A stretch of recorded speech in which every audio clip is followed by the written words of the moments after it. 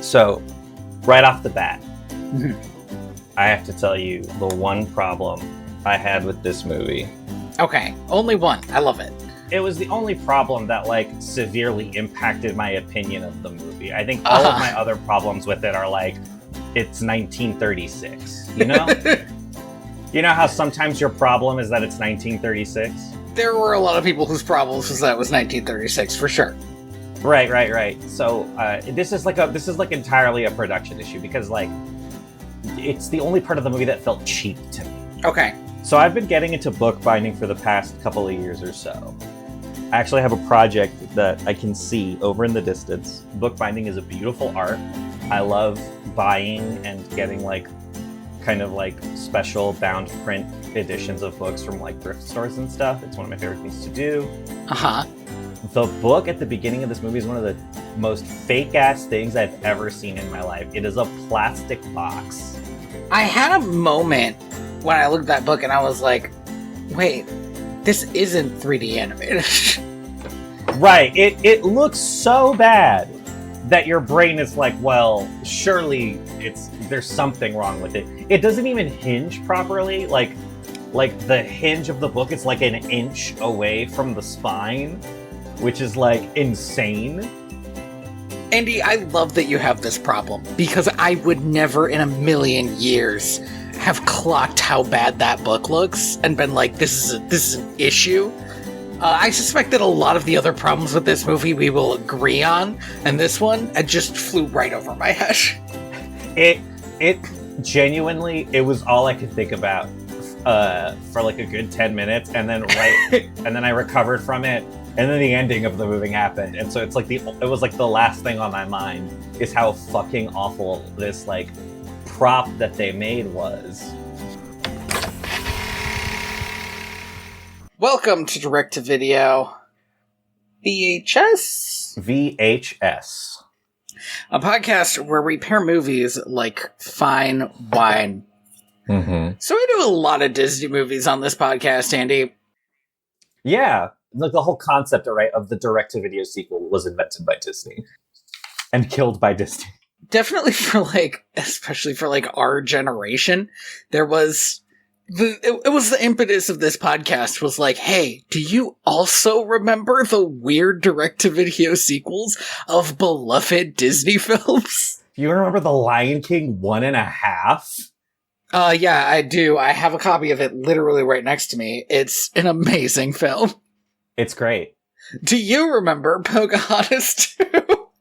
I do, to my chagrin. Or maybe the worst one, Little Mermaid 2. Yeah, Little Mermaid 2 is really bad. It's such a shockingly bad film. Anyway, but we've never gone back. They've never dared to make a direct-to-video sequel of this movie. So we've never gone back and done Snow White and the Seven Dwarfs. It's kind of untouchable for both because how do you make a sequel to this movie? And also like, it's like the first animated film ever made, right? It's like, I think it's like, we don't have this in the United States, but in like Japan and China and stuff, they have these like exhibits of like national treasures. Where they'll be like, we have National Treasure with Nick Cage. You're right, we do. You're right. We have the Declaration of Independence. I think this movie might be more important than the Declaration of Independence to American culture. That's for American culture specifically. I think there's an argument to be made. We haven't sullied this one. Haven't we? Haven't we? Well, we're about to, I guess. We talked very briefly about how this movie managed to be a lot less racist than other Disney movies. This movie does still manage a quick racism. Just like blink and you'll miss it racism. Oh, really? Oh, Andy blinked. Yeah, I to be fair, I was making coffee while this movie got started, so... It wasn't when it was during the dance scene where everybody's partying. Yeah. There's just a bit where they put a symbol on Dopey's head and he makes a face and like totters off screen, and it was exactly like the scene in Aristocats, where fucking Tigger starts being racist. Except he doesn't say anything, which makes it a lot less racist, but I was still like, wow, you sure sullied the film just all of a sudden there. Huh. Oh man. Yeah, I didn't catch that at all. It's amazing.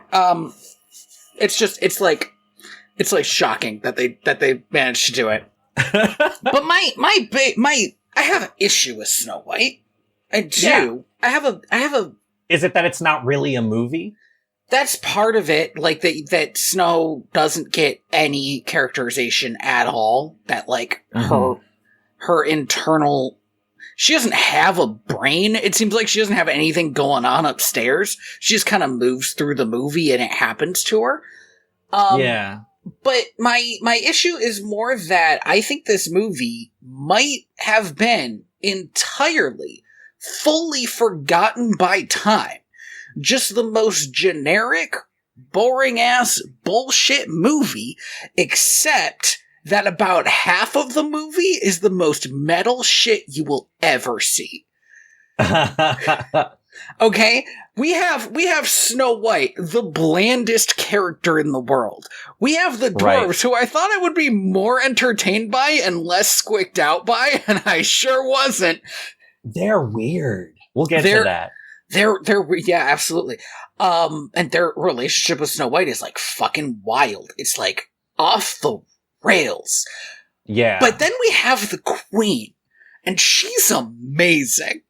A truly underrated performance. I remember being scared of the Queen as a kid. Like, Like one of the things I realized as an adult was like, if I played through the Snow White area in like Kingdom Hearts, part of me would be scared because I'm like, I know that this is scary. But as an adult, I'm watching it and I'm like, yeah, bitch, go off. She's the best. She's crazy. And I was like, this is why Cinderella isn't as good as Snow White, is because her villain is not nearly this cool. It's like astounding. I want to talk about this. The best scene, I think, is right after she transforms. She's gonna go out and give Snow White an apple.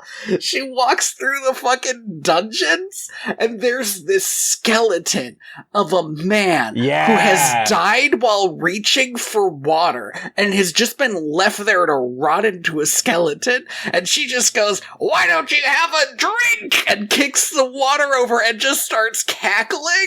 And I was like, how? I thought this was a movie for children. This is the best scene ever. It's quite good. But you go from that to like, again, the blandest shit. Just like, I do think that there's a lot going on here in terms of like why this movie has stuck around. I do think I have the same feeling about this movie as I do about The Wizard of Oz, which is I think it matters only because it was the first, right? Like, had someone else done the first feature-length animated film, I think that movie would have been, or if Walt Disney went with a different idea, right? Right. The movie itself does not matter as much as the fact that the movie happened. Yeah, I do think, however, that the movie does also have the added benefit of being genuinely beautiful to look at. Like, it's pretty to look at. It's like a good looking movie. There is animation in this movie that I'm astounded that they did this in 1936. Like, there are animated films today that like 2D animated films today that are like struggling to kind of hit this level of quality.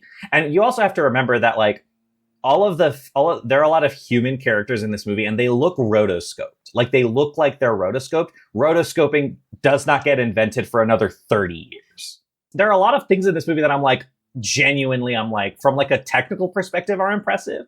There were moments where I was like, somebody had to draw that part frame by frame. When the queen transforms into the peddler and the camera like spins around the room, right? I lost my mind. I had the same thought. I was like, this isn't Beauty and the Beast. They didn't make a 3D space to do this in. They just did it. It reminds me of I forget the guy who said this in an interview. Who's the guy who directed Roger Rabbit? I can pull him up real quick. Oh God, it's gonna kill me. I typed in Roger Rabbit, so not Zemeckis. Who is the animation director? Google. If you Google Roger Rabbit, it'll put up Roger Rabbit wife. Really? I need her. Give her to me, please.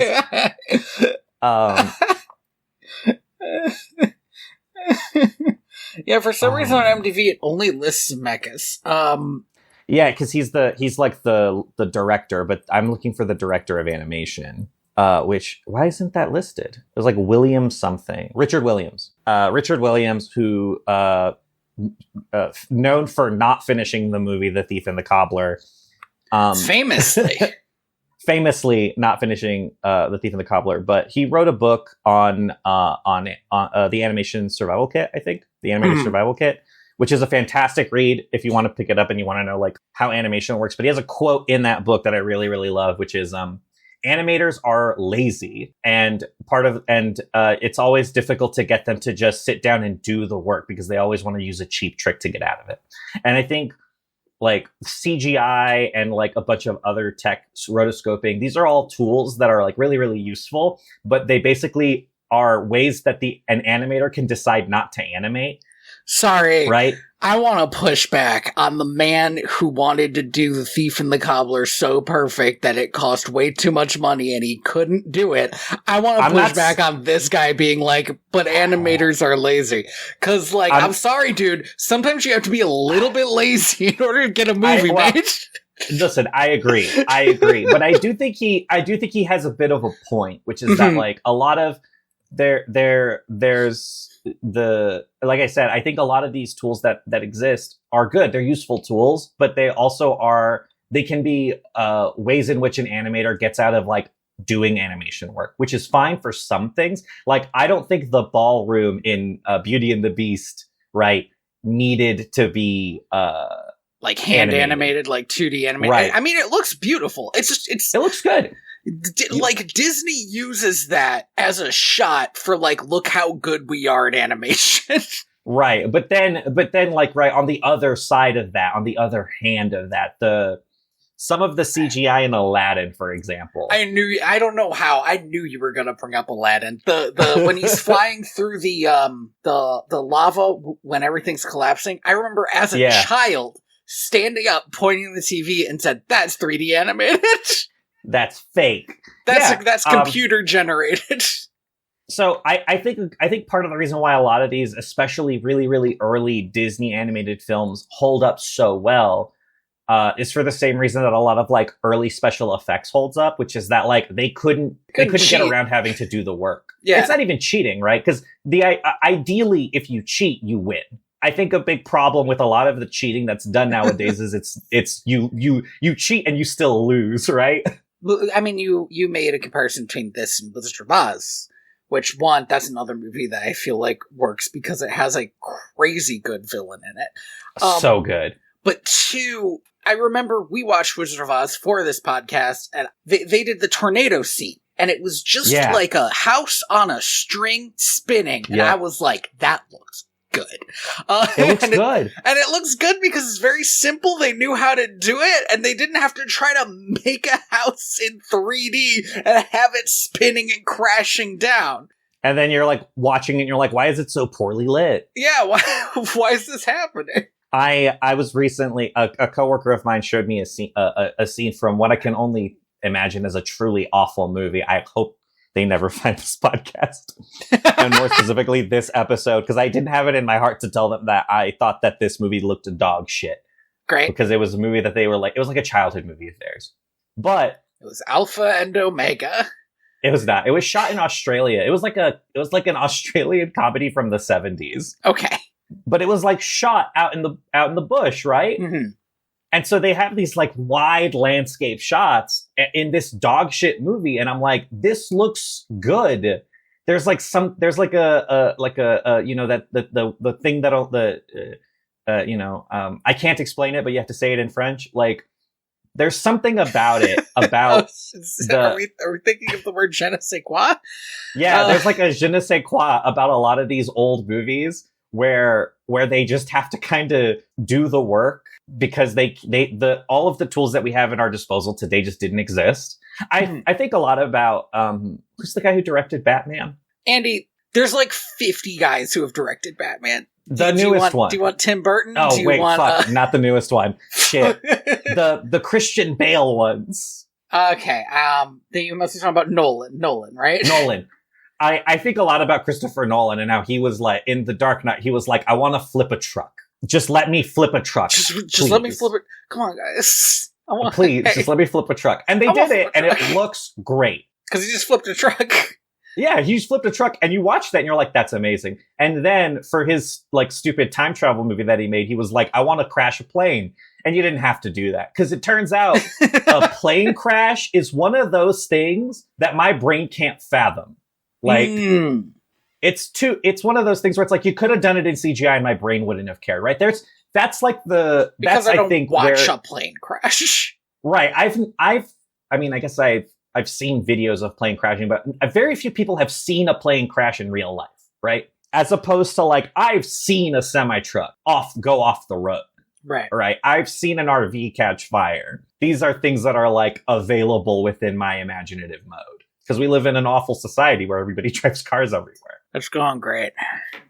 And so, I know we're like almost 30 minutes in, and I do want to talk a little bit about the making of this movie. This is the problem with watching, I think, Disney originals, is there's so much to talk about. But yeah, let's talk a little bit about the making of this movie so we can maybe talk about literally anything other than the first frame of the film. So, it's 1933. It might even be earlier than that. Walt Disney goes to his producer, whose name escapes me, and he says, I want to, Silly Symphonies has taken off, right? Like, the Walt Disney animation has exploded. The Mickey Mouse cartoons are doing really well. The Mickey Mouse comic strip is, like, making a ton of money. And so Walt Disney goes to his producer, and he says, hey, I want us to make a feature-length cartoon. A 90-minute long cartoon. And his producer says, Walt, you're crazy. No one's going to sit through 90 minutes of animation. They're going to walk out. You got to keep them 3 minutes or less. Otherwise, no one's going to care. I love this idea of like a cigar smoking producer. Like, nobody wants 90 minutes of animation, Walt. I gotta tell you, if anyone's smoking a cigar in this situation, it's Walt. Yeah, and Walt's smoking his cigar like they'll watch what I want them to watch. So he goes to his brother, Roy, who's like basically the CFO of Walt Disney Animation for as long as Walt's alive. I think the adage is like, whatever Walt wanted to do, it was Roy's job to get the money. He goes to Roy and he tells him this idea, and Roy's like, Walt, you're crazy. Nobody's going to want to pay for you to make a 90-minute long animated feature. And he said, then we'll pay for it ourselves. And Roy said, Walt, we can't do that. It would be so much money. According to this, 1.5 million, which is... in 1936 money. I mean, yeah, it's not nothing, but that's like... the Great Depression just happened, Tony. Look, I'm not saying... You're right. Absolutely. Yes. But movies cost so much fucking money nowadays. It's true. So he goes home to his wife. And he says, honey, I want to make this fully feature-length 90-minute film, and nobody thinks I can do it. And his wife looks at him and says, Walt, you're crazy. Nobody's going to want to watch 90 minutes of animation. Like, nobody wanted to do it. I love the idea of, like, an underdog story where it's like, nobody thought I could do it. But when they say nobody thought I can do it, they mean their family and friends were like, you have to stop.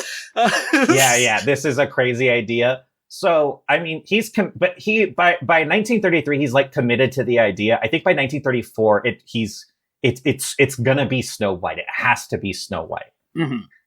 He's had writers working on this like privately, like in secret for like a year. And at one point he gets a couple of his like most trusted animators to come in and do storyboard sketches. And they basically plan out, I think they accidentally invent the idea of the storyboard actually here. Because they basically plan out like the entire film from start to finish. He like manages to convince, I think, his producer and his brother. The producer, I think, is the producer for RKO Pictures. Okay. To go in on it, even though they don't really think this idea has any legs. They think that he's just going to give up, right? He calls in like an all hands meeting where every animator, basically anybody who wasn't a woman working at the studio, goes into a room and he's like, I'm going to pitch to you guys the future of our company. And then he proceeds to roll out this massive board with all of these pictures on it. And then for the next 2.5 hours, he acts out the entire film from start to finish. Great. Now, this is one of those like making the legend stories. Right. After this meeting, it becomes company policy to record the audio of every meeting at Disney because apparently this meeting was like just so great. But at the beginning of the meeting, everyone was like, this is crazy. We can't do this. And by the end of the meeting, people were like cheering. They were hooting and hollering up a storm. They're cracking beers. They're asking him questions. What about this? What about this? How will we do this? And so like that to me is like when Walt Disney goes from being like an animation studio, right? Like a cartoon studio to like a full-fledged animation studio. Is like we've invented every part of like how you make an animated film at this point. I don't know how true this is. I don't know how true this story is. I think it's a great story. Also, I love the idea of Walt Disney getting up there and trying to sing all of these songs. And here's the thing, is a lot of the songs aren't good, and it is funny, the idea of him being, like, trying to sing their stupid hand-washing song. You know, I think this movie could be sued for false advertising. Because I thought, you know how many songs I thought were in this movie, Tony? Like 2? One song! Alright. Just one song. All right. That song sucks. Oh, the princess song? The princess song is so bad. It's a fucking slog, my man.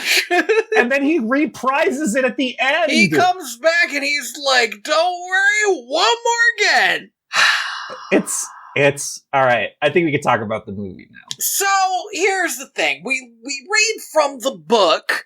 We go from the book. We have to read it because apparently nobody thought there should be a narrator for Snow White. I'm astounded. It's 1937. We have the idea of reading to children, surely. Anyway, we read that Snow White, that her parents are dead, and she's got an evil stepmother who's the queen, and that the queen makes her work as a scullery maid. Now every day the queen goes to her magic mirror and is like, mirror, who's the fairest of them all? Very briefly. That feels like kind of a racist question, but let's move on. So, I mean, the movie, the book, sorry, I should say, the book at the beginning of the movie does, like, won't shut up about, like, how white Snow White's skin is.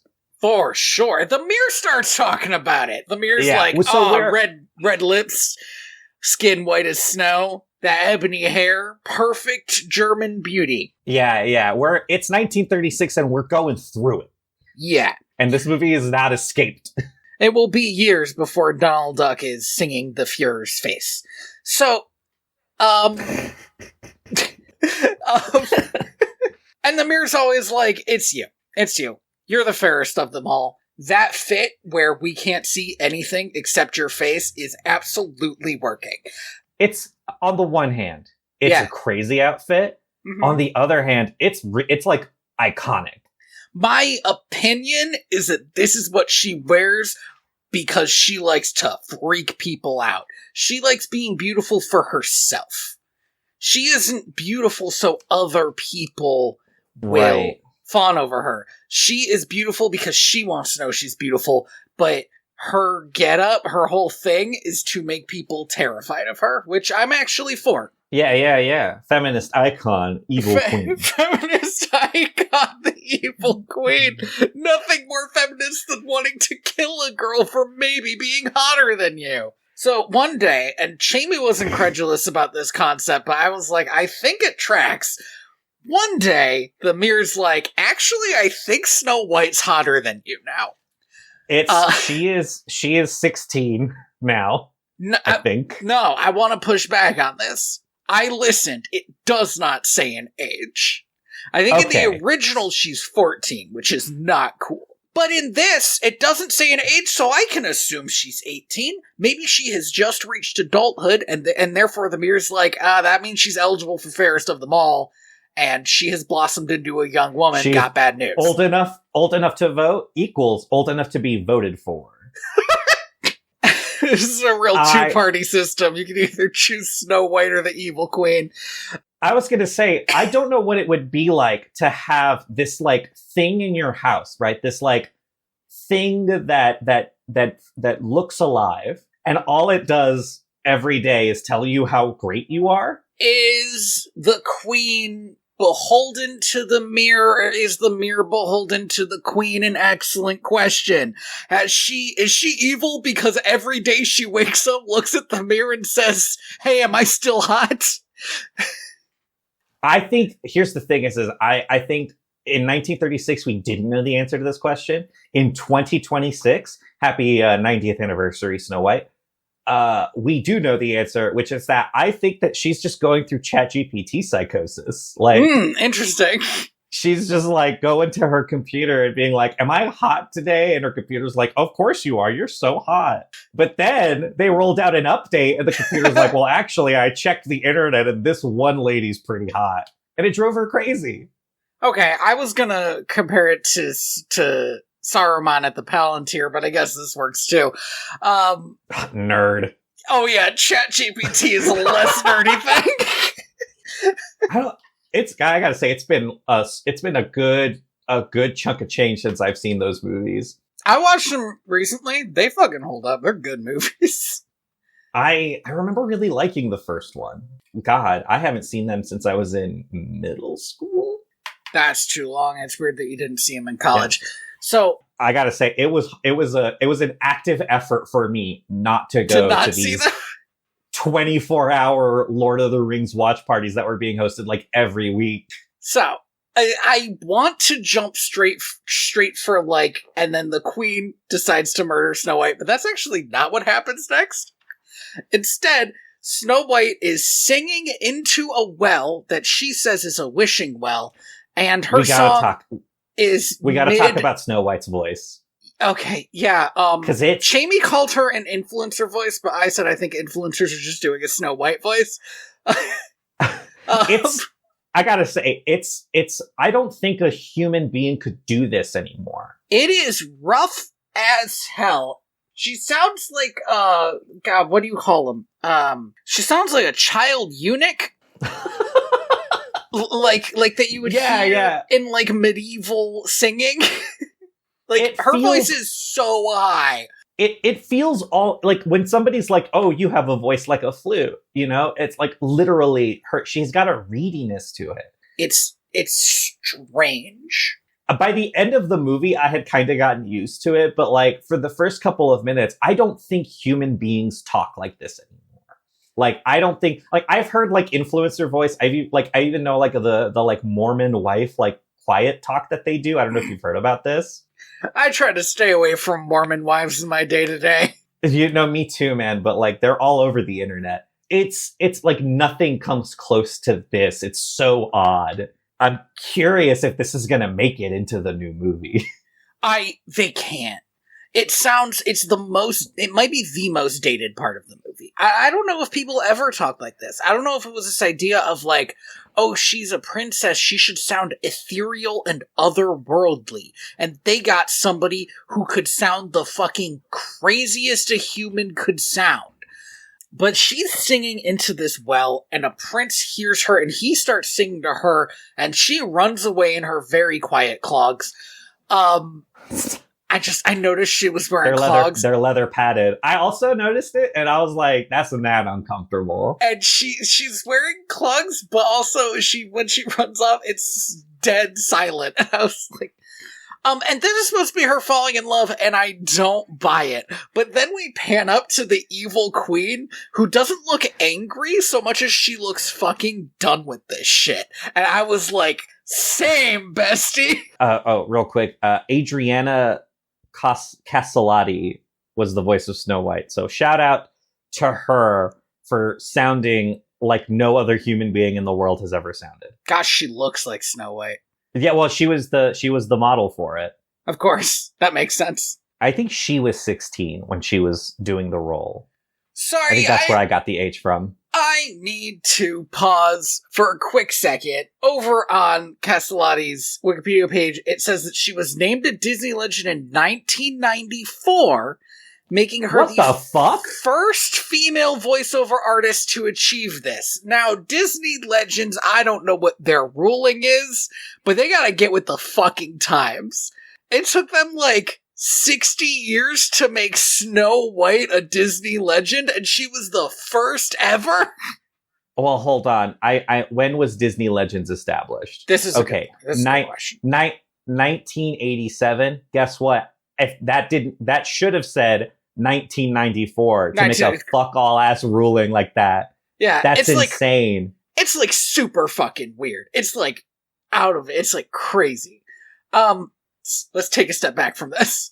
In any other in a lesser film, the queen would have been like, I'm trying to bag this prince. But in this film, she doesn't seem to give a shit about the prince at all. She's laser focused. She doesn't like that Snow White is seen as beautiful because she wants to be the only one who's beautiful.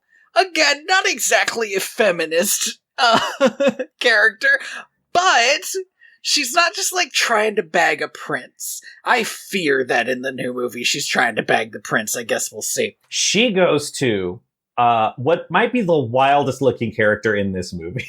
You know, something I noticed about these characters is sometimes some characters wouldn't have their faces, I would say, properly shaded. If this was a modern film, the shading would be done a little bit differently and they would just pop a little more from the background. This guy does not have that problem. This guy's face is detailed. You can see every nook and cranny. And he's got this I can only call it the Farquad, right? Yeah. Bowl cut, but with a bob in the back, haircut. He's just a wild looking guy. And again, this guy walks into this movie and walks out of it about as abruptly. He doesn't even get killed or anything. I was sure there was going to be a scene with him. He comes in, the queen's like, you have to kill Snow White. And he's like, the little princess. And she's like, do it. He's like, all right.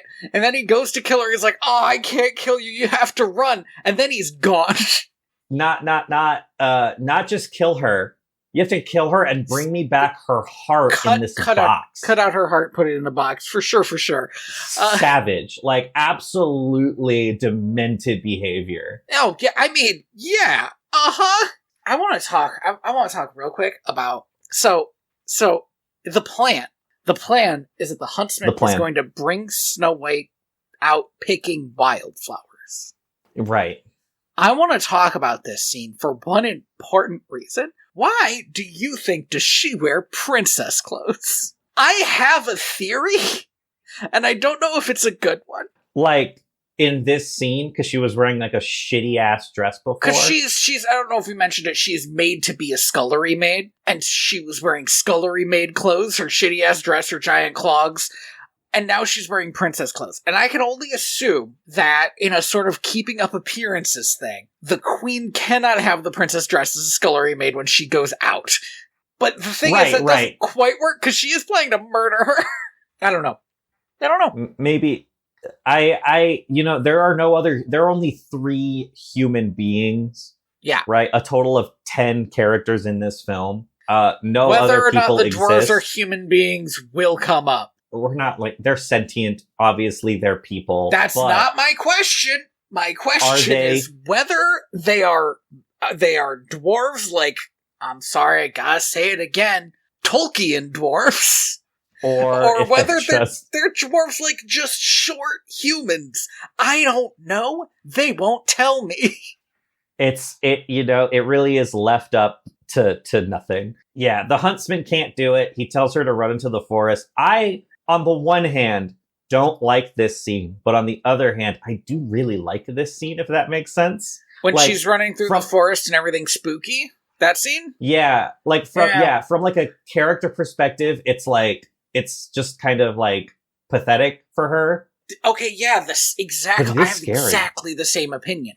Where it's like, this scene was one of the scenes that really stuck with me as a kid because it's genuinely very scary to watch when you're a kid.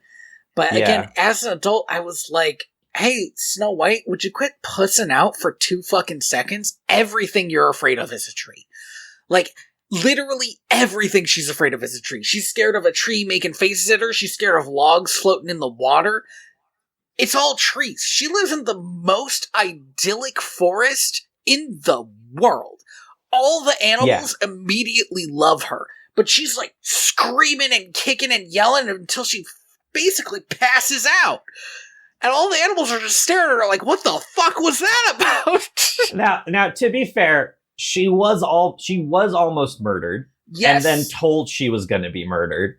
But I agree with you. It doesn't really work. Again, it feels very 1936. The thing that really gets me is that then she immediately starts singing a song with the animals because she's like, what do you do when you're afraid? And starts singing a song. And she's like, oh, now everything will be fine.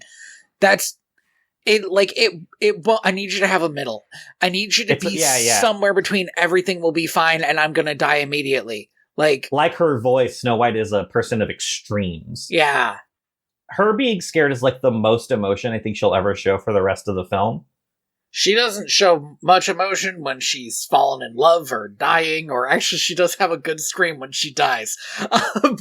It's really good. That I will say, her death scene is fantastic. It's very good. I love it. It was that scene where I was like, how come the evil queen doesn't get to interact with Snow White more? It turns out this is what I wanted. So the animals lead her to a house, and like Sherlock, Snow White starts doing a bit of deduction. This dumbass. Okay, so this is a little house. It's the most intricately made house ever. I love this house. I wish I had wooden beams in my house with my face carved on it. There are wood carvings on everything. It is beautiful. I don't know if it's because these dwarves do woodworking on the side, or if it's because they're fucking magic dwarves and will always add fancy stuff to shit. I don't know which it is. And she goes, oh, it's so dirty. A bunch of children must live here. Now, Snow, my dear, why would a bunch of orphaned children live in the woods in this fancy-ass house? And because they're orphans. I realize she doesn't have a lot of interactions with men, but this could not more clearly be a bachelor pad. This is like, why are all the dishes not clean? Because it's a bunch of dudes living here. Yeah, it is very college dorm. Yeah. It's on the one hand, see, this is a bit where my how do I say this? My brain is like fritzing out today. Like, what do you call it? My suspension of disbelief kind of goes away a little bit because I know people who like do intricate woodworking, right? And the thing is that they can be messy people, but anything that they have made themselves, right? That shit will never look old. So this is the funny thing. It wasn't quite that got me. It's 2 other things. One, the mine, which we will see in the next scene, is beautiful. It is very neat. Everything in its place. So they take better care of this mine that I guess they all co-own than the building they live in. Well, I don't think they're doing this for profit. It feels like. Hey, Andy, that's another question. Why are they digging? Are they feels like again? Are they digging? Are they getting a bunch of money so they can like send it home? Are they eventually going to make a profit and like they're breaking even? I don't know. Or and this is a question: are they just dwarves and dwarves dig? They dig greedily and too deep, Andy. Well, I do think that they are just magical dwarves. It seems like, based on the evidence on display here, because it really does seem like they are just mining for the love of the game. Like they lock up their stuff in a vault and then put the key next to the vault. I love that. Right, like they're not. There's no fear. I also, and if this is what Moria was like when they started, right, which is just gems literally falling out of the walls. Yeah. Why even dig, right? Like just leave it there. But they're compelled. The reason is because of one of the rings. Sorry that I hit it. That was too nerdy. There, we found it. The line. That's the line. It's knowing that one of the rings, instead of dominating the dwarves, did just make them dig too greedily and too deep. It's knowing that. But I was gonna say the other reason is the existence of Sneezy. There's so much dust in this house. And there's no fucking way they didn't try to clean it up because of this man whose reaction to dust is so powerful that like how did they usually get to sleep before Snow White cleaned their fucking house? I don't know. I don't know either. Surely Sneezy would be sneezing every day. He has like hurricane winds coming out of his face. Like, yeah, the lung capacity on this man is huge. This is something that if this were a modern movie, that would have come up at some point as plot relevant. As a joke. Instead of just continually just like, oh, this is a good time to make a joke where Sneezy sneezes. Now, what Snow White does next, batshit insane? Is something. It's something I've done. So wait. Sorry. What? Sorry. No, I'm sorry. Continue. Yes, sorry. I think I jumped ahead a little bit. When I was in college, I moved into a house that was lived in by the nastiest dudes I think I have ever encountered in my life. And I am a very picky, neat person. I just am. I wasn't when I was a teen, but something about going to college, I just became the most like anal retentive about like things being clean. And so when I moved into this house, there were like 100 pizza boxes piled up in the living room. That there was like a mountain of soda cans in the dining room, the dishes, the kitchen, it was so nasty. And so the weekend after I moved in, I just cleaned the whole house. Okay, this is the thing that you said you've done before. That reasonable. Oh, yeah. What did you think I had done before? Well, let's talk about it. So Snow White, she's like, what I love. It's actually fucking bullshit. I love it because it's crazy. She's like, I'm gonna clean the house because maybe that'll like, one, the house needs to be clean, and two, maybe that'll win them over. They'll let me stay. And then immediately she gives every animal a harder job than her job. She's delegating. She's got a managerial mindset. I'll sweep. You, the chipmunks, wash the dishes. You, the deers and beavers, wash the clothes. Like, what? If there was one thing I love about this movie... sorry, she then micromanages them. She will interrupt what they're doing when they're cleaning wrong and tell them how to do it correctly. And I was like, well, maybe you should be cleaning. She's not a lead by example kind of person. She's got and if there's anything I've learned about Walt Disney this is a Walt Disney maneuver. Yeah. So, if there's one thing I love about this movie, because it was a fear that I had until the movie ended, is that none of the animals talk. Yes, they're just animals. They're not even doing the little like Cinderella kind of style talking. Like Recipe. Cinderella. Yeah. Cinderella. They're just animals. They make animal noises. It was rather odd. She cleans the whole house. Mm-hmm. She washes their clothes. Yep. That part's a bit far, I think. Yeah, absolutely crazy. Who knows what kind of crusty ass shit is on these clothes? And then the next thing she does is a thing that I identified as crazy and that I was worried that you had done. Yeah. Which is, after going to all this trouble to make a good first impression with the people who live here, she walks upstairs, opens the door, and goes to sleep on full-ass 4 of their beds. Yep. Not like...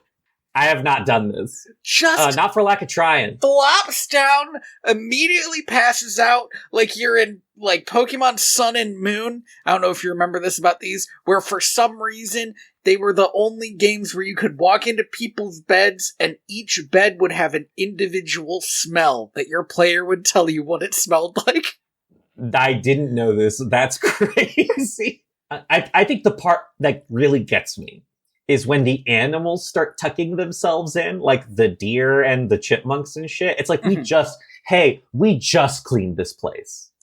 No offense, but you're animals.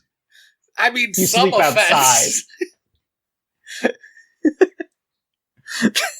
So she passes out. Again, I feel like she was trying to make a good first impression and then she forgot that that's what she was doing. She fucking leaves something on the stove. I guess it's not a stove, but she leaves something cooking in the fireplace. Yeah. Well, but that's kind of how you did it, right? Like, she's essentially slow cooking some stew. So the dwarves come home. They sing their hi-ho song.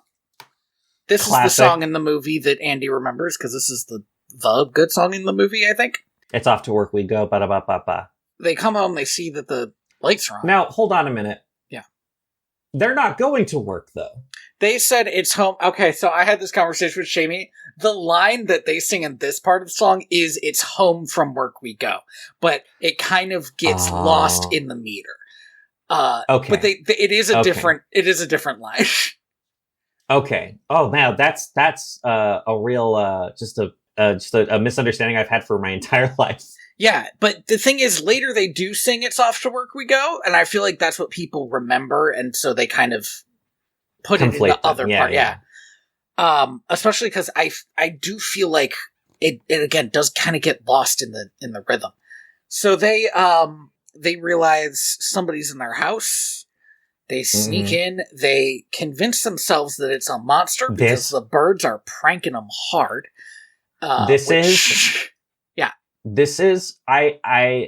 think when this happens, we're like 30 minutes into the movie. Mm-hmm. Because halfway through this, I did check the runtime, because this scene drags on for so long. Yep. It's truly like a chore. Like, this movie could have been 60 minutes. If it was 60 minutes, it probably wouldn't be the first full-length animated movie, though, would it? I mean, it would have still been like 8 times longer than the longest animated like short at the time. But but Jamie looked it up, and there was a German movie that was 60 minutes. Okay, and it wasn't a talkie, and it was like a shadow animated or something like that, and so it was different. Yeah. But I feel like then it would be, if you make an arbitrary line of like, oh, it needs to be longer than 60 minutes or something, then I feel like Snow White gets it. But if you don't have that arbitrary line, if you make Snow White too short, then it's not the big blockbuster. That's not important. Here's what's important. It takes them for fucking ever to get up those goddamn stairs. And there's a bunch of antics. The dwarves are always doing antics, which I get, but I was also like immediately over it. So there's a bunch of antics. Yeah. It's and I guess we have to talk about it now. It's part of the reason why the dwarves are so weird. Because on the one hand, they're grown-ass men, right? But on the other hand, they act like children. They behave and maneuver in such a way as to imply that they are children. I think, actually, the reason the dwarves are so weird in this movie is not the dwarves' fault. It's Snow White's fault because they meet Snow White and she immediately infantilizes them. Immediately. She starts treating them as children.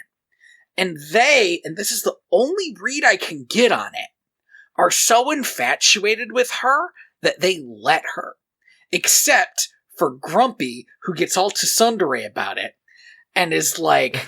I'm sorry, what did you say? I said tsundere? No, you said tsundere, which I don't know what that is. Are you trying to say tsundere? Do you not pronounce the T? I see it written. No. Then, sorry, if it's a Japanese word that we're writing in English, why do we put letters that we don't need in it? It's to guide the. I hate this. I hate that I know this. This is like a Latinization thing. It's to guide the movement of the mouth prior to the sound you make with the S.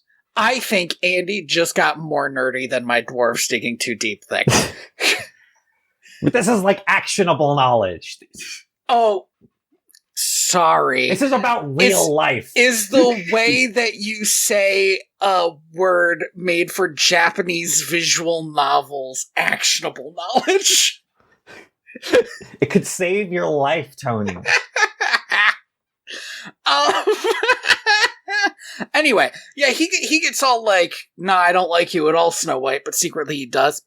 Which means that for most of the scenes he's in, Grumpy is the one that acts even a little bit like a regular ass person. Well, but the problem is that he's acting like a regular ass dude from 1936 because he's like, women, they're out to get you. I mean, they're gonna trick you with their feminine wiles. But Andy, that's actually great.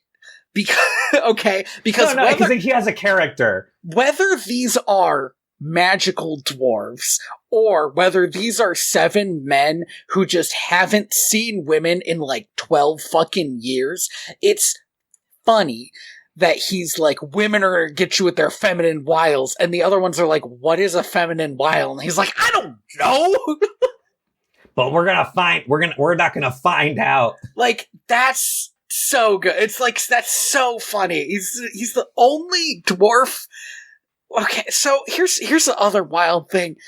Is like, I hate all the dwarves except for Grumpy and maybe Dopey. And the thing about Dopey is that I think he might be a child. Well, Dopey is the only one that doesn't have a beard, right? He doesn't have a beard, and he's very, he sort of radiates an innocence that the others don't. Right. Well, he's also a little pervert. Right. Like children. I don't know about that, but yeah, there's a lot of things that are like there. Dopey has a lot of signifiers that, depending on how you read them, you can either read them as like Dopey is a child, or Dopey is like an educationally challenged adult. Because at one point, I just don't love that reading, you know? I know, but at one point they add, like, Snow White I forget which dwarf says it, but he's like, he doesn't talk, and Snow White asks, he can't, and then he says, he's never tried. That was Doc. Doc is always, oh no, maybe that was Happy.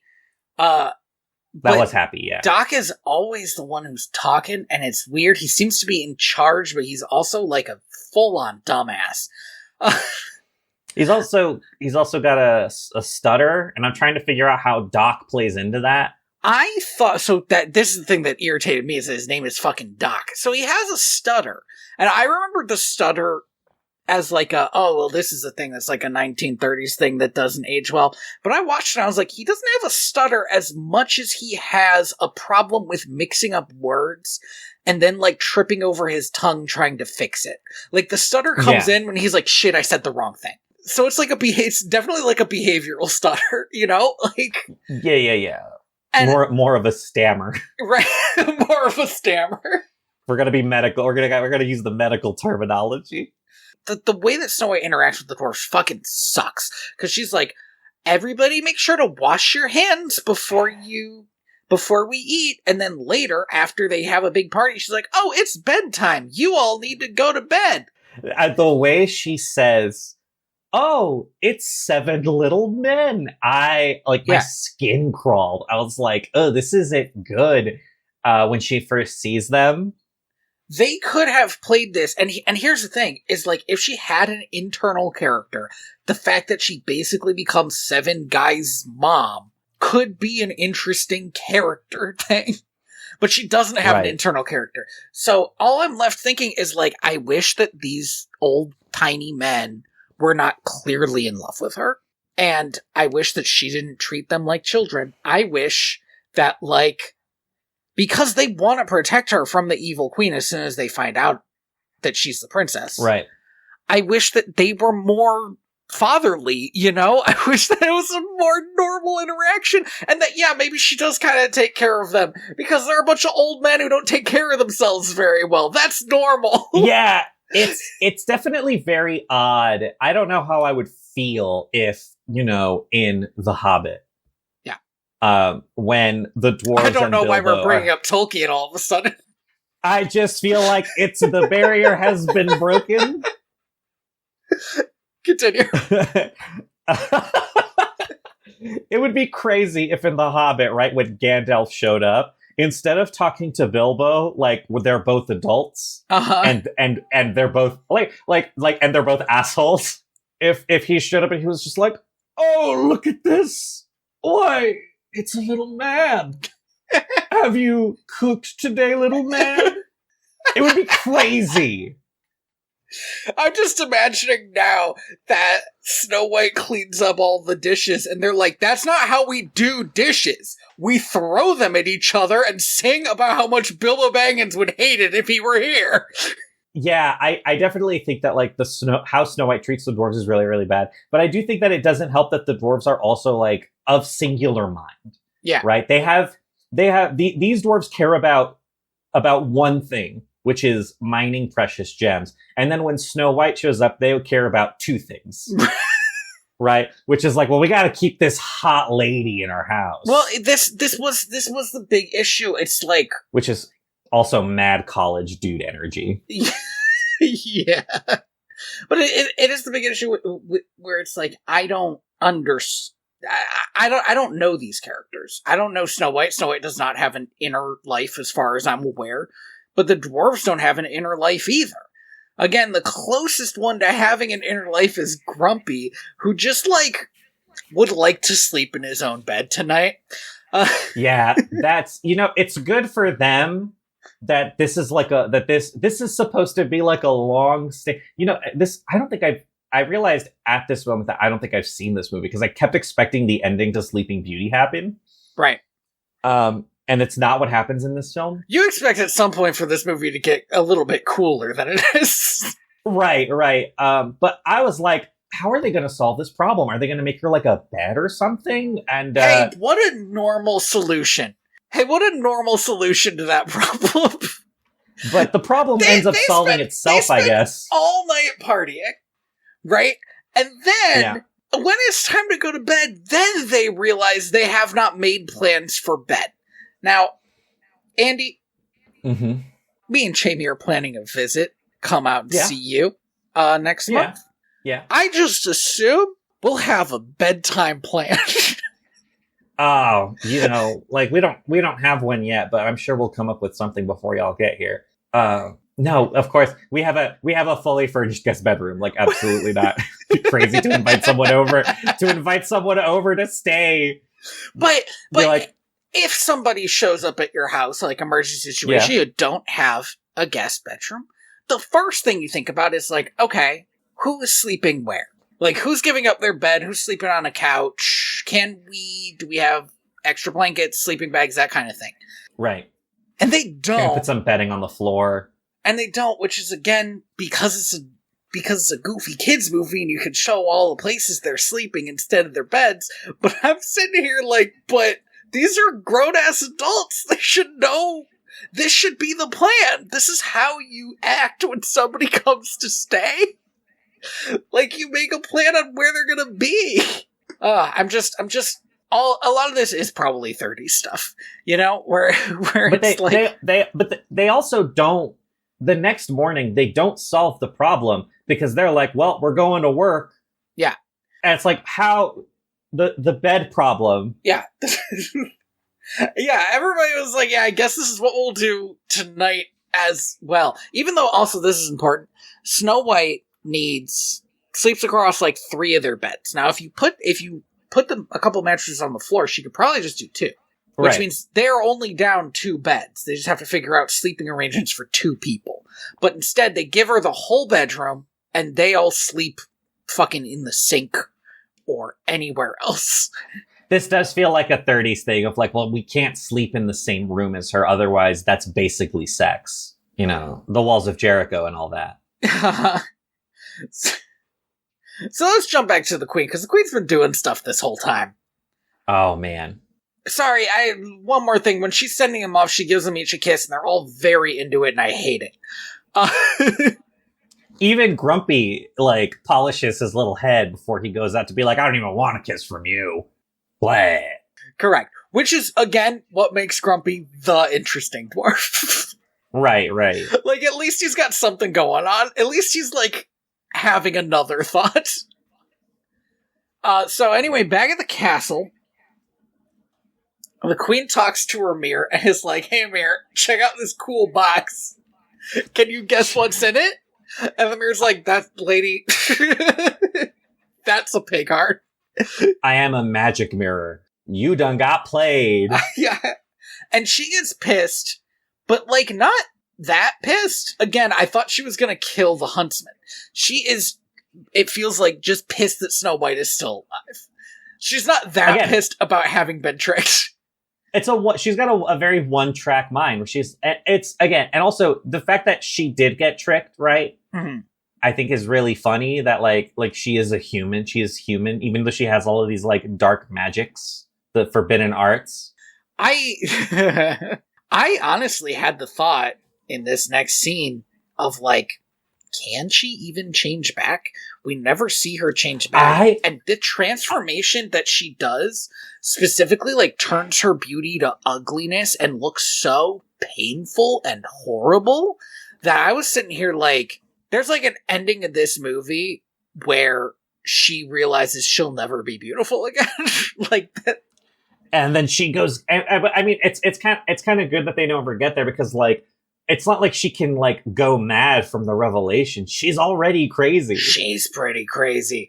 I have heard there's been a lot of hoodoo made about this transformation, specifically that the peddler looks vaguely Jewish, and therefore it feels kind of racist for her to only be doing all the really evil stuff after the transformation. But I think watching this movie, it feels like, now this is an extension of the same character. It's not like, this is now the horrible things can happen. She was horrible. She was already horrible. And I love how much fun she seems to have while she's in this form. It's true. She seems to really like it. It seems almost freeing for her a little bit. Yeah, she doesn't have to have that austerity. Also, it is the same voice actor, right? It's not like they got a different voice actor. Yeah, Lucille Laverne. Shout out to Lucille Laverne. She goes crazy with it too when she becomes the peddler. Her laugh, her little cackle that she does, it's all so good. I mean, obviously, like, you know, if people find all of this like uncomfortable or like it's imagery that they just wouldn't want to associate with, I totally understand that. But I do think that like it, for me anyway, I don't think it crosses that. And I'm trying to say all this just to be like, you know, these are people's experiences, and obviously right. We're not trying to dismiss them, but I do think you're right in that doesn't really track for me. Maybe it's just that I grew up on the Star Wars prequels and the Harry Potter movies. But right. This does not feel that bad. But also, she's like, I don't know, man. Like, she tells a guy to cut her heart out and bring it to her. And then as, like, the peddler, she's like, I don't know, maybe I'll put her to sleep forever. Right? Yeah. It's a step down of evil, if anything. It really seems like, although the plan, I love this plan, the plan is that she's going to give her the apple that puts her into the the sleeping death. Mm-hmm. And then the dwarves will bury her alive. And she does her cackle. She specifically added a witch cackle to the brew. I love that, because she uses it all the time. She loves this cackle. She loves this cackle. It's one of her... Did you see her bookshelf, by the way? I love her bookshelf. There's just like evil. It was like evil magic, evil potions, evil poisons. Yeah. Everything an evil queen could ever want. And this is why I feel like the evil queen makes this movie, not only because her, like, performance is so good, but her, like, rooms suggest a deeper, more interesting world than the Snow White world that we see. It suggests that, yeah, there's somebody publishing the evil potions book. Like, right. Well, also, like, she has this mirror, like, stowed away in this tower that's, like, right above the dungeon. Mm-hmm. And that dungeon is full of skeletons. Yes! So she's, like, murdering people. Maybe that's why there's nobody in this movie, except for a single wandering prince. I don't know. It's just, you're right. She's such an integral part to, like, the function of this film. And also, I think the most fleshed out character, she has a name. Does she? The evil queen, also known as the Wicked Queen, evil stepmother, the queen, and Queen Grimhilda. Oh shit! I think the mirror might call her that. Actually, fascinating. So she does this cool potion shit. She makes the poisoned apple. She goes to the cottage. What I enjoy about the scene of her interacting with Snow White is that it's very clear that Snow White is not seeing what we're seeing. Even though she, quote, turned her beauty to ugliness, she just kind of looks like a little old woman, at least to Snow White. Like, I can tell that is an evil person. And the birds, they know it for sure. Here's the thing, right, and Snow White is out here being like, I would not get tricked by a weird angel wizard like the Beast would, right?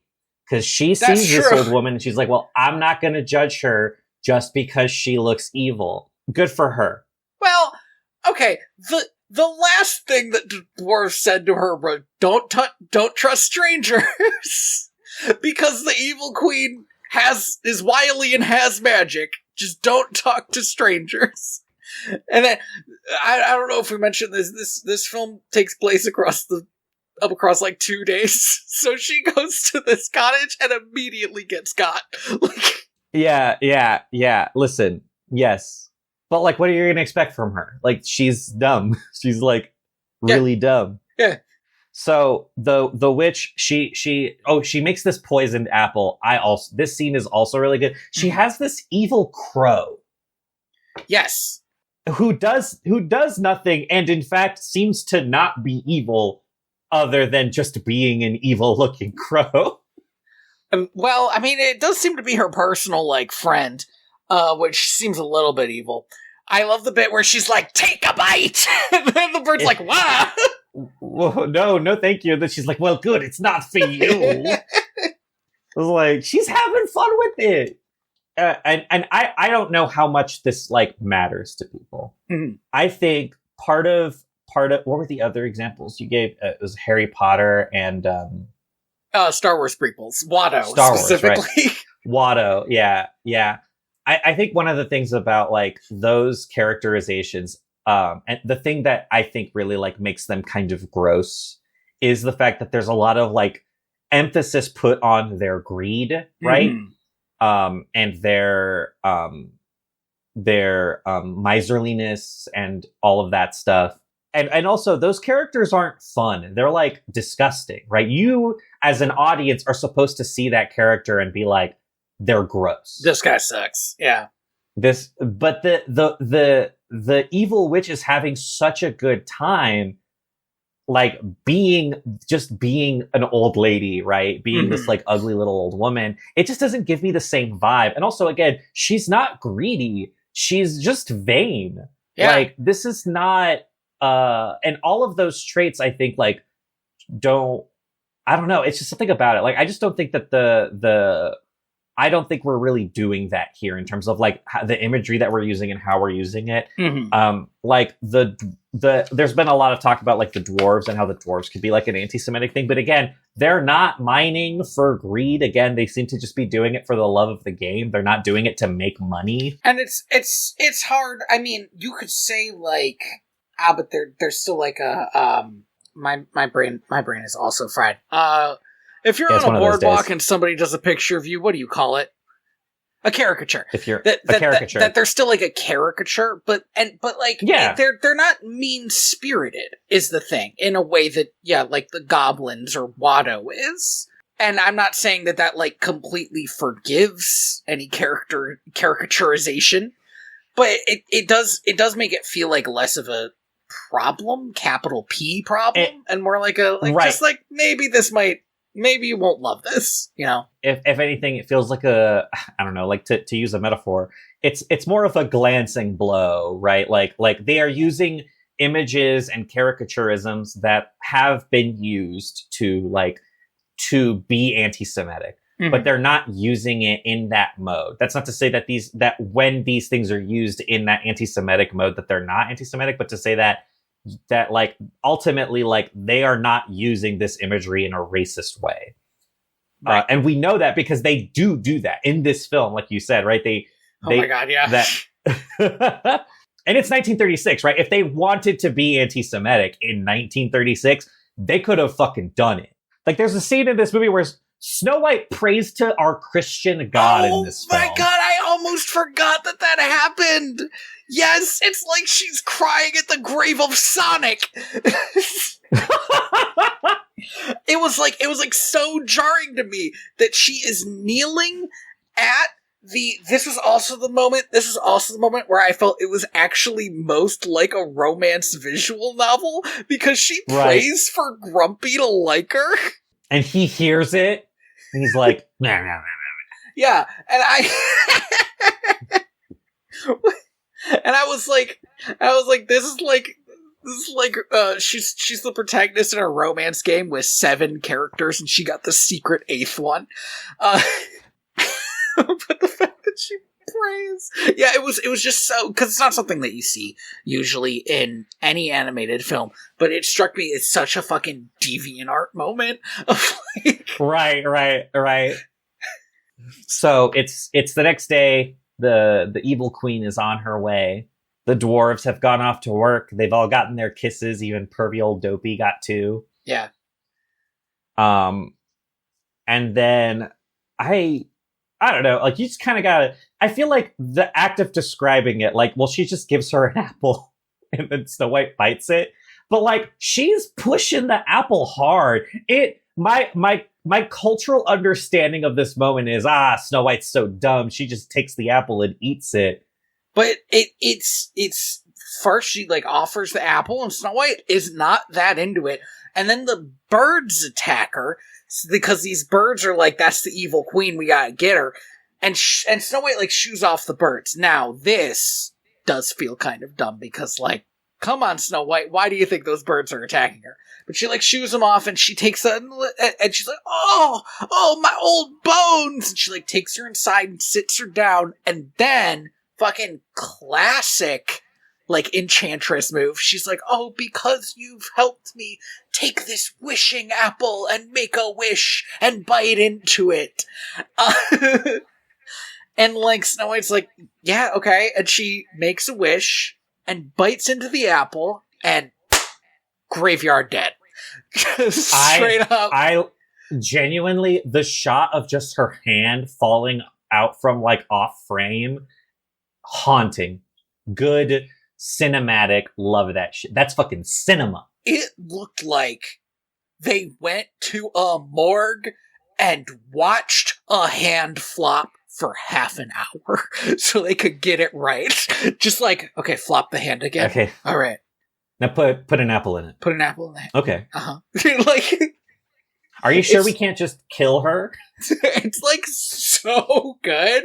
It's like so upsetting. And the evil queen is standing there laughing, cackling, because she has this great cackle. Meanwhile, the animals went to get the dwarves, who don't live super close to the mine, which is a little weird because they clearly built the house. Well, maybe they just didn't, they're big into separation of spaces, right? You don't want you're going to be miserable if you can see where you work from where you live. Yeah. I can see that. They like having the walk. They like that way they can sing their song. And it's part of the routine. Yeah. Yeah. But anyway, they ride some deer back, And this was also a bit that took me out of it a little bit. They do not check on Snow White literally at all. The witch is still there. They're fucking out for blood. All of them immediately go after. One of them should have stopped to check on Snow White. Should have been Grumpy too. If they wanted fucking character development, it would have been Grumpy, while everybody else is out bloodlusting. We still get character development from Grumpy because he becomes the leader. He is like, we're gonna kill this old lady.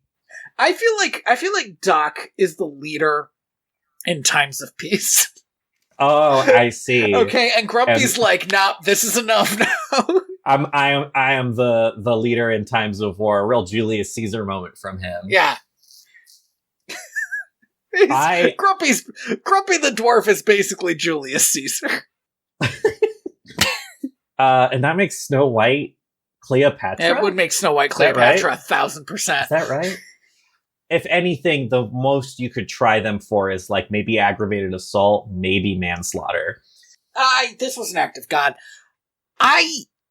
Andy, my memory of this film that I recall vividly from being a child is that they chase the evil queen and she's gonna get away and they drop a boulder on her and she screams and the boulder falls and she falls. That's not what happens. No. I've so many times I've wanted this movie to just give me a bit more, but I need a bit more here. I want it to be clear that when she's transformed, the evil queen doesn't have magic. Because that's the only way that this scene works. Well, I don't think she has magic. It's fine if she doesn't have magic, but I also need that to be true. You know, like I need to know that against a bunch of guys with pickaxes, she does not have a lot of power. Because that's very clearly what's happening, but it feels a little weird with all of the buildup of this character. Well, I mean, it seems to me like all of her evil magics and such are like contained to her little cauldron room, right? But she has a book that just says magic spells, which is different from magic potions. From evil potions. Doc, I don't know how magic works in this universe, but clearly she can't just whip it around. She's Andy, not out there like. I also don't know how magic works in this universe. That's my complaint. You just have to. Oh, okay. Is that you wanted more? You needed like a full. I don't need like a full magic system. I need it to be clear that while the witch could probably kill the dwarves some magical way if she had enough time. If she could turn back, but because she turned herself into this old lady, she has nothing. Right, or something. Like I need to have a reason to know why the peddler is fucking terrified of these dwarves. Because I didn't think that the queen was. But they go running after her. A storm starts immediately. The most egregious storm in a movie I think I've ever seen. It literally, as soon as, like, Snow White dies, it's raining. And again, if it was clear that this was magic, I might be okay with it. But, so she's running. I actually am mostly okay with it. It's a good scene in a film that does not have a lot of good scenes.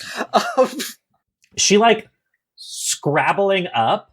And she is, like, trapped on this cliff, and the dwarves are climbing after her, and she starts cackling, and she's gonna drop a whole-ass boulder on him, using a tree as leverage, and she's like, ah, ha, ha, ha, ha. And then lightning strikes the tree, and the ground under her collapses, and also the boulder falls on her. This is the most dead Disney villain.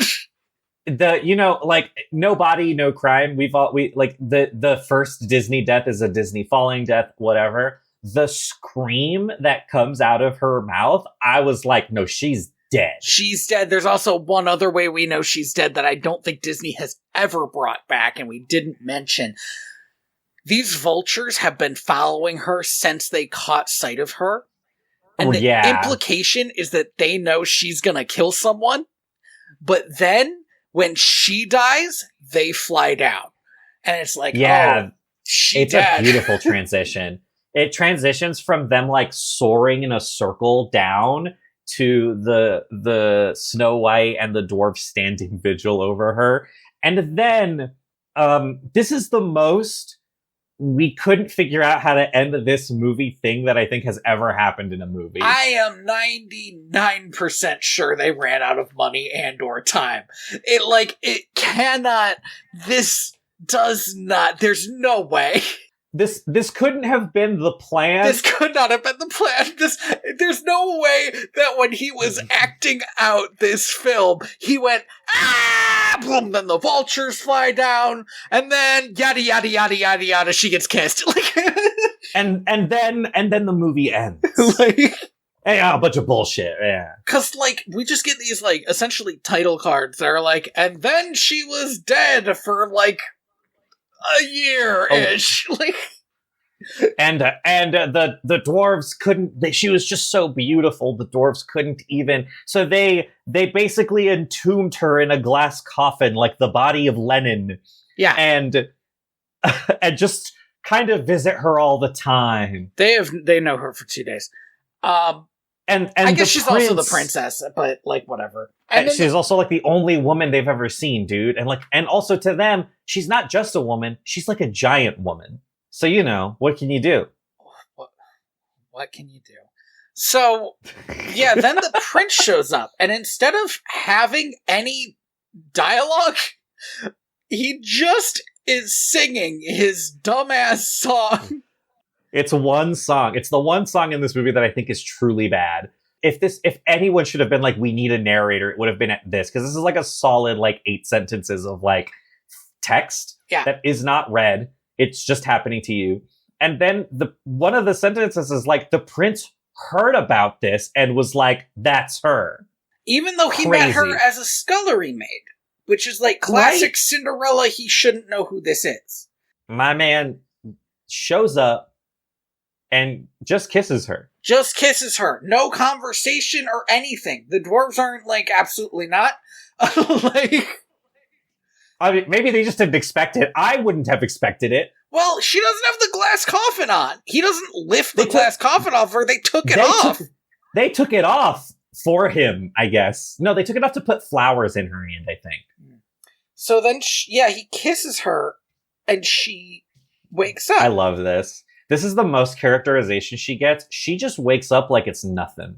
She's she does a little stretch. I half expected her to be oh, a full-grown man. Show me your hands. Oh no, this is just how she treats humans. This is why the evil queen tried to kill her. She's just done with her bullshit. Yeah, what we don't see the mirror being I'm going to be real with you. The one thing about her is she just treats everybody like they're a baby. But you're evil, so it kind of evens out. If only there were a woman who were hot and normal. Unfortunately, we don't get that. Oh, man. My kingdom for a woman who's both hot and normal. And the queen, she does every day, she's it's not your kingdom, it's my kingdom.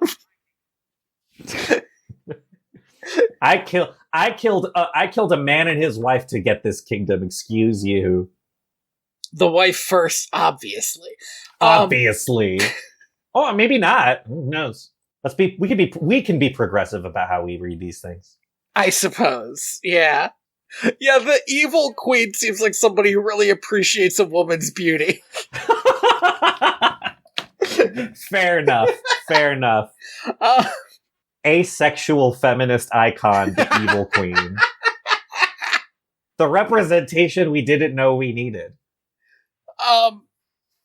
So yeah, he just backs on her, and she just wakes up, and then in maybe the most egregious part that I cannot get over, she puts her on the horse and then starts picking up each of the dwarves so she can kiss them on the forehead. One time he picks up 3 at once. Undignified behavior. Are you kidding me? Miserable. Why would we do this? And then they go to the kingdom of heaven, I assume. So because yeah, there's a reading of this that Snow White just died, and this is Right, this is heaven. This is heaven. Because why did they do this? Why did they have them walk off into apparently a celestial castle instead of the castle that we fucking know that she lives in? Like, What, now leaderless kingdom. it's like the end of Greece where they drive into the sky. It's just like so weird. It's a baffling choice. It's, again, this can't have been the original plan. There's no way. So what you think about the movie? So, like, I kind of like it. I don't think it's like a kid's movie. well, but the thing is, when there's a lot of like talking down to the audience in this movie, which is specifically when Snow White talks down to the dwarves, and I just have to sit here and take it like this isn't a fucking weird way for humans to interact. It doesn't help that her voice is, again, so like trill. It's a bit much. The thing is that every scene with the evil queen, I fully loved. Like, no notes on any evil queen scene. I mean, even her design, her character design is just so iconic. Oh, so good. So there's like half of this movie that I like love and half of this movie that I kind of hate, which I think evens out to like, yeah, it's a pretty okay movie, pretty good. Like, yeah, I like it. I like it. I don't. It's definitely not. I don't think it could be my favorite Disney movie, but I wish there were more story. I guess like I would feel. If there were more plot to this movie, I would feel better about it. I'm not going to have that complaint about the remake for sure. I think part of why I like this movie, fine. One, it's only like 80 minutes, right? Not including credits, and not including like the fake ass book and shit. Like it's a pretty short movie.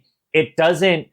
There are a lot of things that they could have taken out. There are a lot of things they could have added in, like to make it more fleshed out. But like, I cannot imagine this story, this fairy tale, right, being longer than 90 minutes. Now, I am about to check how long this next movie we're about to watch is, because I have a suspicion that it's probably not. It's gonna be like 2.5 hours, my man. Like, there's no way. Okay, it's 109 minutes. Wow, they kept it short. That's nice. That's what, yeah, that's barely, it's only 20 minutes longer. Maybe they just added in a scene where the dwarves make her a bed. So, this is the other thing about this movie. If the movie was allowed to breathe and, like, took place over the course of a week, we could see the dwarves, like, putting in a guest house or something. And, you know, we could be like, okay, this is a world. That makes sense. I think a bit to speak a little bit from like a bit of a more like material position in terms of like the production of this film. I really do think it shows that Walt Disney hadn't directed a movie before. Like we don't get all of the movie is very like literal, right? Scene to scene, but there's no like montage really. There's no like cutting to like cutting across time and space. Everything is kind of just happening like a stage play, like as it happens, one after the other. I think but I'm curious because like the next movie that he does after this is Pinocchio, right? Is it really? Okay. And that's like a pretty big step in terms of like writing and dialogue and story. I do think there are a lot of parts of this movie that do feel to me like Walt hadn't done a movie before.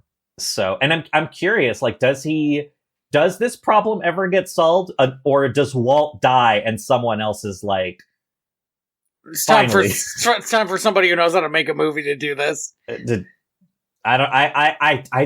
doesn't seem true to me. We've seen a lot of those movies, and a lot of them are kind of like they feel lost, as lost as this movie feels at times. Do you want to know something crazy? I got two things for you before we wrap up. I think. Okay. One. Apparently, the actress Adriana, what was her name again? Adriana Caselotti. Yeah, was supposed to do a radio show for RKO Pictures as like part of the deal. I think for hiring her on was that RKO would get to use her for a radio show, and like a week into production, Walt Disney was like, "You can't use her." I don't want anyone to I don't want to spoil anybody on her voice and what she sounds like, which tells me no one else in the history of the planet has ever sounded like this. That Walt Disney was like, she is a precious commodity. If I heard her on the radio, I would assume there was something wrong with my radio. Like, genuinely, like... Could you imagine meeting her in real life and she sounded like this? No. I don't know what I'd do. I yeah, can't. right. Like, I can't imagine meeting a person who sounds like that and being able to be like, I'm gonna have a normal conversation with you, fellow human. And the second thing is there's this photo on Wikipedia of the Queen in Snow White, and I love this photo. Now, I thought at first that this child was crying. But if you zoom in, she's just giving like crying. Side eye. She's like, why am I taking a photo with the evil queen? Iconic. I don't think any evil queen or stepmother ever until Maleficent hits that high, right? I was gonna say closest is Maleficent. Closest is definitely Maleficent, which is the movie that I feel like that is closest to Snow White in like vibe, but they're trying something new with it, is Sleeping Beauty. Which I feel like there are a lot of the same complaints about it, which is like, this feels a lot less like a story than other movies. Yeah. But, I mean, I think that one does it better, if only because there are like fight scenes.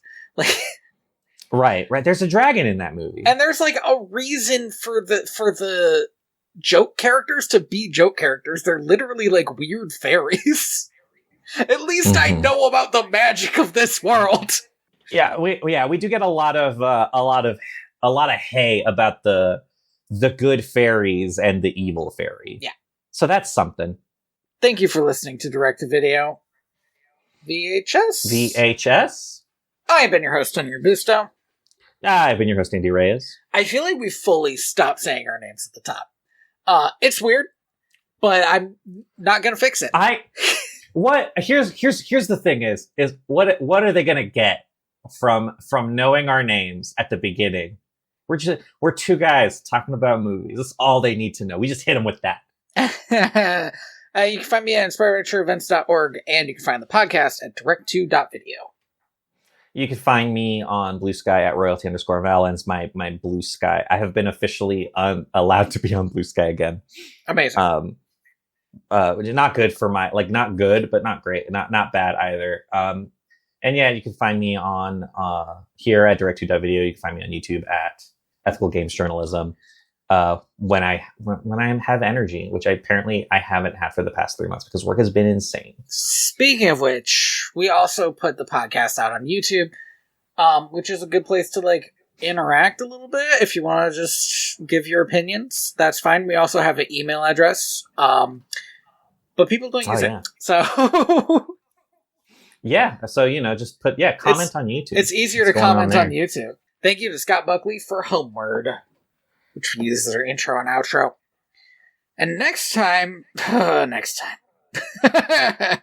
next time, we're gonna watch Snow White. Just Snow White. Just Snow White, that's the name, because of a weird pushback about the idea of using the word dwarves, I think. By the by, sorry, hate to stop the conversation. Do they call them dwarves in this movie? They call them little men a lot. I don't know. I also don't know, and I did not go to the trouble of finding out. It's just something I kind of noticed. But whatever, we'll leave that for history to decide. I am the ghost of John Smith.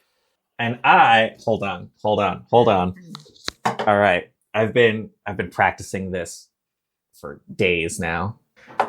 Out here in the forest, we have our own fairy tales. Oh.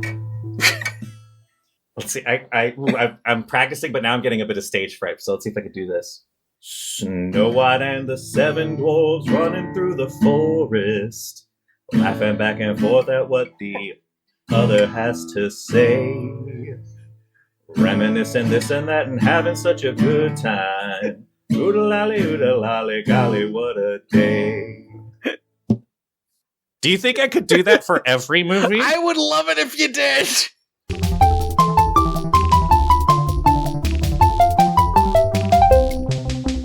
How the fuck is somebody also doing yard work today at an entirely different time than last time? They need to get this guy on a schedule. Seriously, what the fuck? It's so loud. It actually edited out real well last time, so I'm not that worried about it. I'm just a little annoyed. The hell was I talking about? The book.